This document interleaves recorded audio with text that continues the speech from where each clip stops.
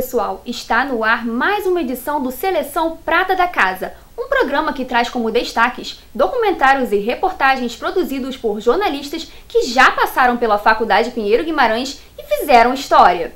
Hoje, você acompanha o documentário Vozes da Coragem, manifestações políticas e sociais dentro da música brasileira entre 1960 e 1980, de Gabriela Pereira.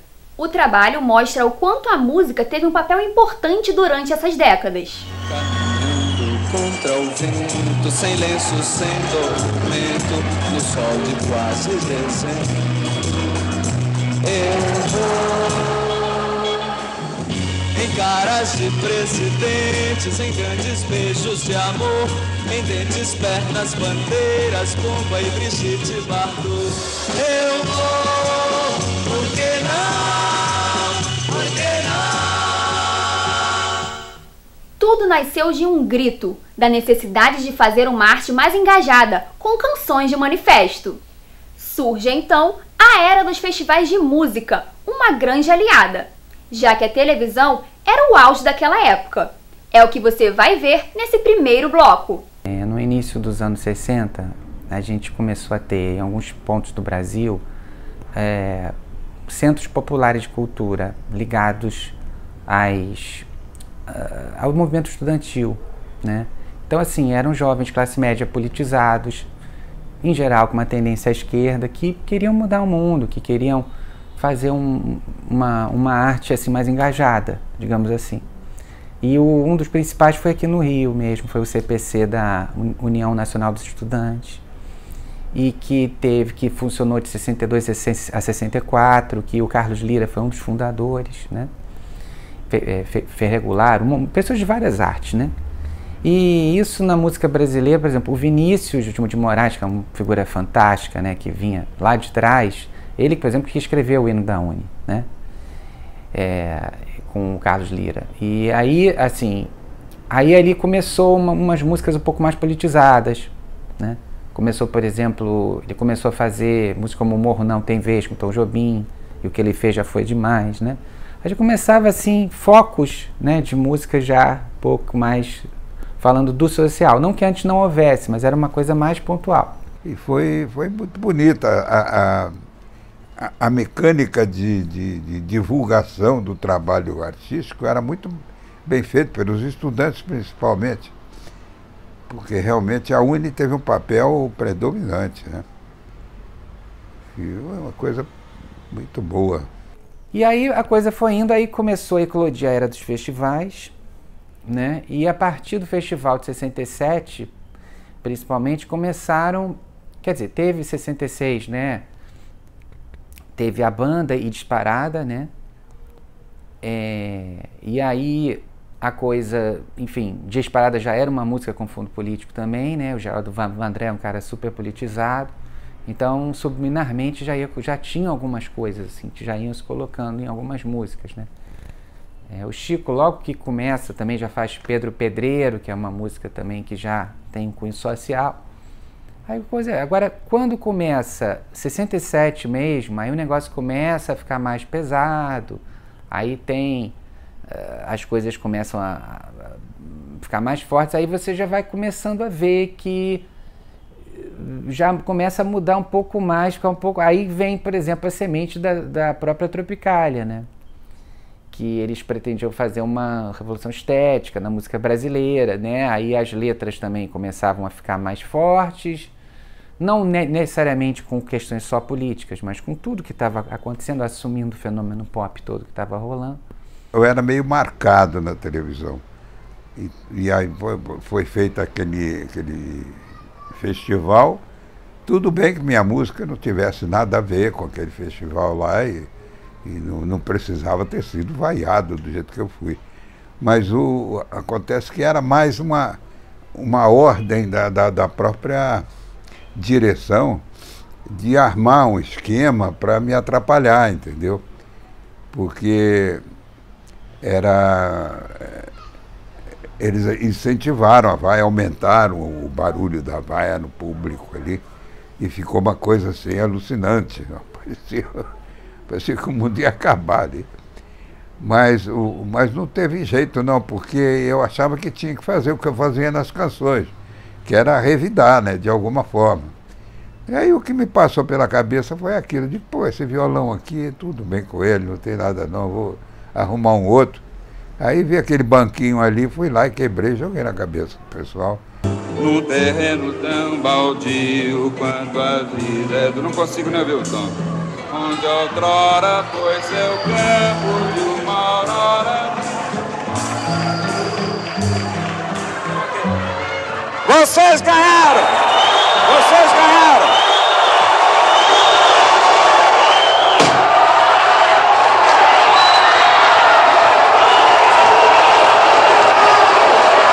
Foi uma coisa ótima, porque imediatamente pintou um silêncio, quer dizer, pintou uma vaia maior ainda, né? Mas em seguida ficou aquele impasse, né? Que coisa, que tal.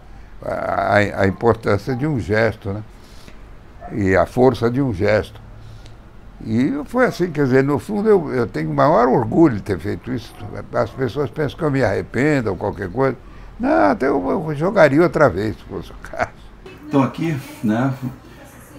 Para não dizer que não falei de Flores, o Geraldo Vandré, em 68, né, que ele apresentou no festival, aí o refrão fortíssimo, né? Vem, vamos embora, que esperar não é saber, quem sabe faz a hora, não espera acontecer. Transformou no hino, né? Porque esse tipo assim, não espera acontecer, a gente faz a hora, então é aquela coisa bem revolucionária, né? Foi vista dessa forma, né? Tem um pedacinho aqui da música, deixa eu ver se eu tô com o som aqui, ó. E ele faz um discurso no início, porque a música Sabiá foi vaiada do Chico Buarque e do Tom Jobim. Sabe o que eu acho? Ó. Eu acho uma coisa só mais. Antônio Carlos Jobim e Chico Buarque de Holanda merecem o nosso respeito. Maracanãzinho lotado. A nossa função é fazer canções. A função de julgar, nesse instante, é do júri que ali está. Aí vaiaram o júri. Os festivais naquela época, em período de repressão, tinha um cunho com uma dimensão gigantesca. Não era só música que estava em jogo ali, né? Então foi um momento muito forte. Tem uma coisa só. A vida não se resume em festivais.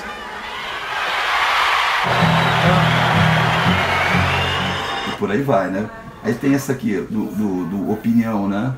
É um show musical Opinião com o Zequete. Foi dirigido pelo Augusto Boal. Aí o refrão, podem me prender, podem me bater, que eu não mudo de opinião. Né? Uma coisa bem... Aqui do morro eu não saio não.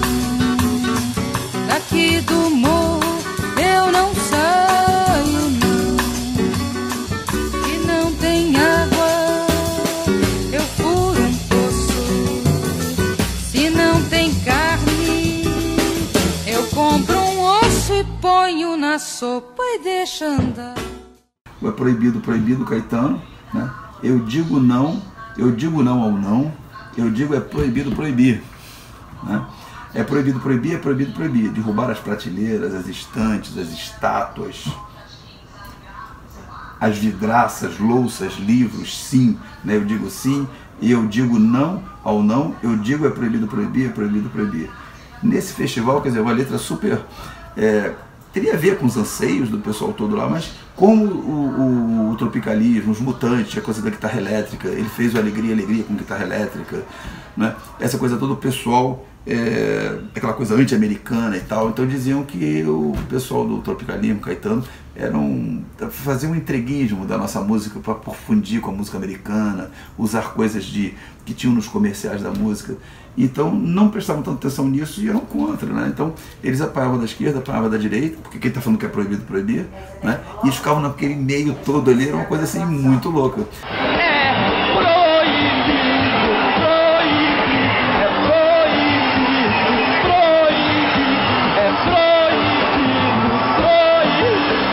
A gente vai para o intervalo e na volta vamos falar um pouco sobre prisão, exílio, tortura e censura da época. Não saia daí, é rapidinho!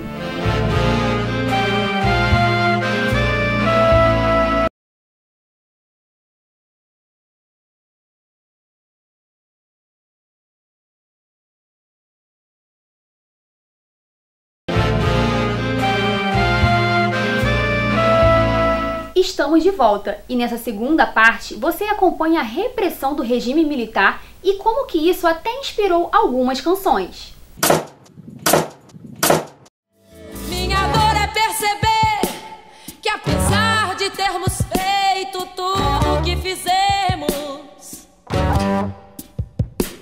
ainda somos os mesmos e vivemos. Ainda somos os mesmos e vivemos como os nossos pais.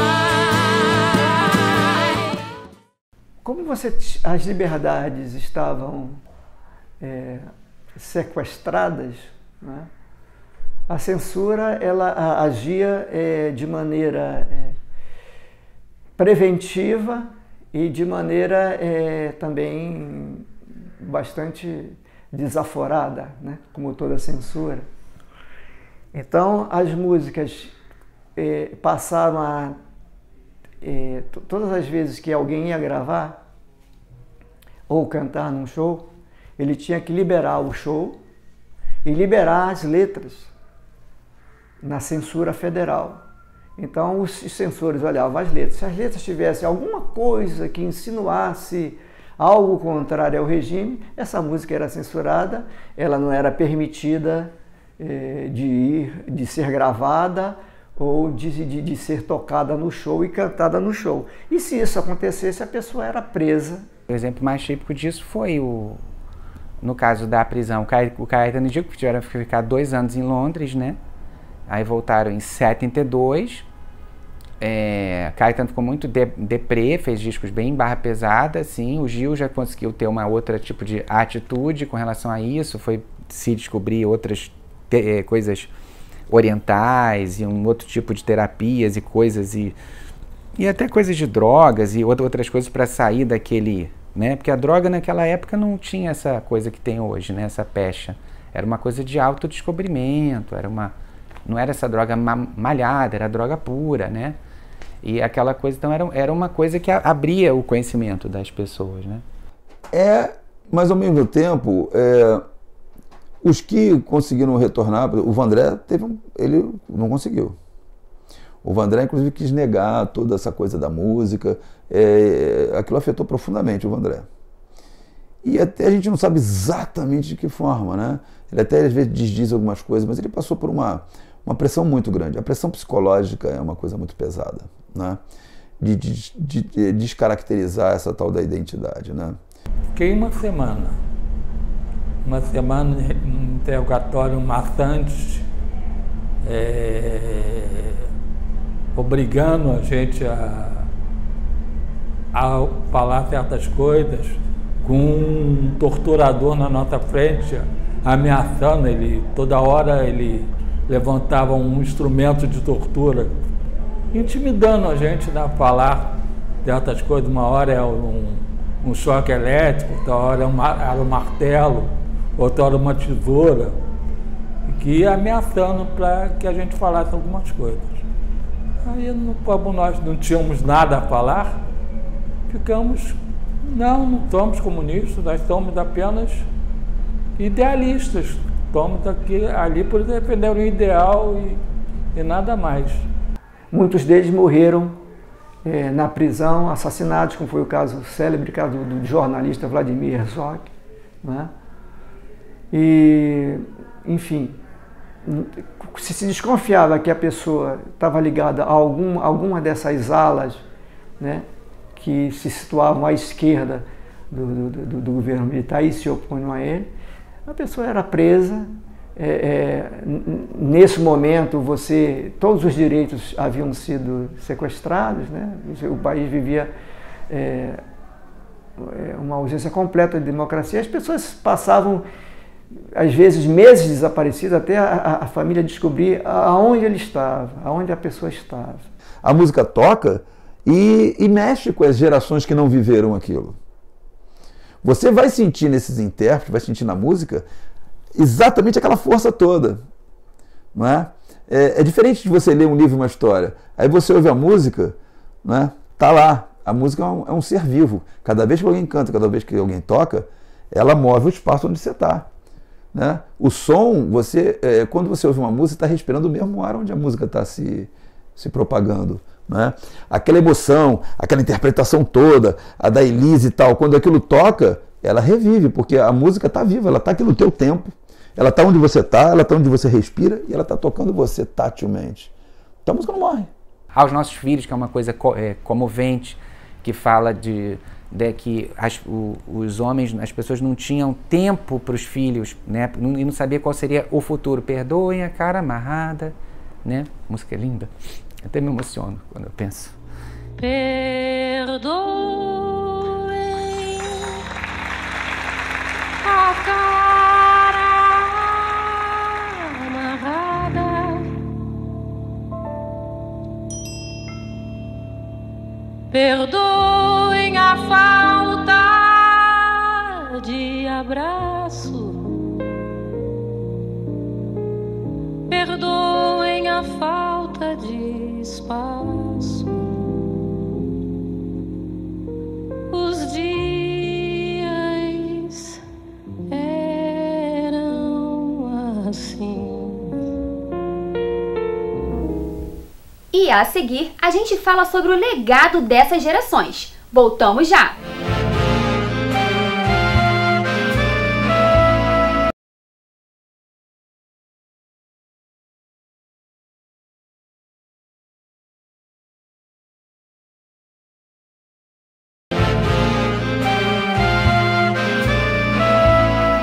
Agora você acompanha como esses cantores e compositores desta época de ouro se comprometeram tanto com a visão política quanto a comportamental. Foi muito gratificante no sentido de reconhecimento, mas como resultado profissional, digamos, de ter vendido muito disco ou não ter vendido, isso aí não aconteceu, não. O meu trabalho sempre ficou meio escondido, exatamente por conter essas coisas e tal sobre a política, e eles ficavam com medo e nem jogavam na praça às vezes. Muita música que eu fiz naquela época ficou fora de gravação, nem chegou a ser gravada. O Caminhando e Cantando fala, vem, vamos embora, no nós. E o Alegria, eu vou, por que não? Já era uma coisa do individual também, querendo sair, você está entendendo? Não era só a revolução, não tinha que ser só uma coisa marxista e sabe, vamos mudar pela coisa política só. Não, tinha que ser também pelo comportamental também, pelo eu. A gente pode pensar que eles se subsumiam a 3 grupos. O pessoal dos centros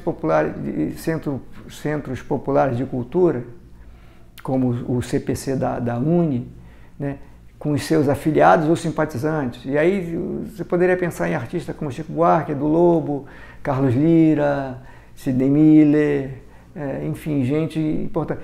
O tropicalismo, imagina, muita gente, né? Tom Zé, Caetano Veloso, Gilberto Gil, Os Mutantes, né? O segmento do rock and roll, entendeu? O segmento desse rock and roll emergente, nessas 3 décadas, você tem uma contribuição enorme que reconfigura a música popular brasileira, inclusive o próprio instrumental da música brasileira. Bom, não vamos esquecer da Rita Lee, né? A Rita Lee também com Os Mutantes, né? E a Rita Lee também sempre foi muito crítica. A Rita Lee conseguia juntar a coisa do entretenimento, da alegria, mas ela sempre foi muito crítica. Ela sempre teve essa alma do rock and roll de ir ali e catucar.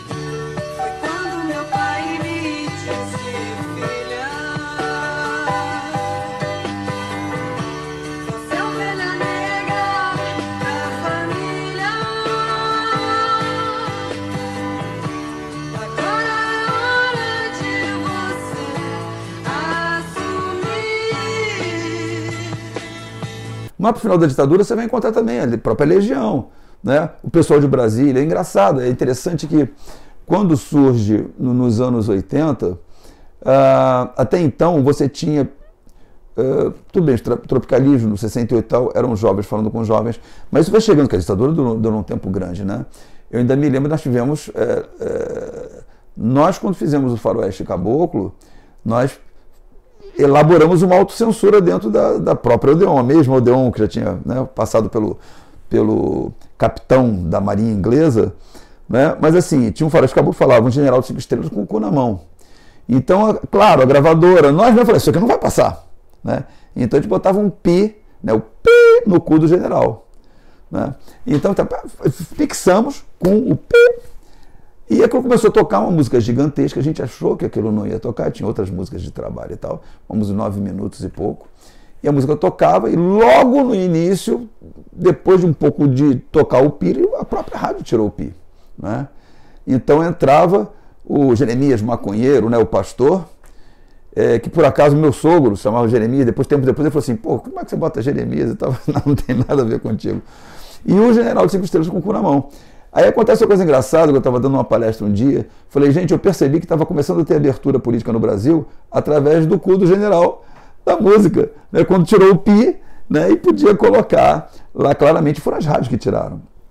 Então, a partir dali, a gente começou a perceber essa abertura. Um legado de liberdade, um legado de que você pode fazer assim, que você não tem que se vender, né, com uma versão que o Chico e o Rui Guerra fizeram para o The Impossible Dream, né, negar quando a regra é vender, né, que eu acho que é um pouco isso, né, de você não se vender, você ser fiel ao que você acredita, que é o que eu busco, inclusive no meu trabalho também, entendeu? Por exemplo, ver uma carreira como de Beth Carvalho, de Nana Caymmi, de Maria Bethânia, de Chico, de Caetano, são pessoas que nunca se venderam, que sempre fizeram o que, embora alguns acham que sim, mas não, sempre fizeram o que quiseram. Minha vida, meus mortos, meus caminhos tortos, meu sangue latino, minha alma cativa. Viu só? A música nacional foi um instrumento para lutar pela liberdade, democracia e resistência. Gostou? Então se liga! Você pode acompanhar estas e outras edições acessando o canal da Faculdade Pinheiro Guimarães pelo YouTube. Agradecemos a audiência e até a próxima!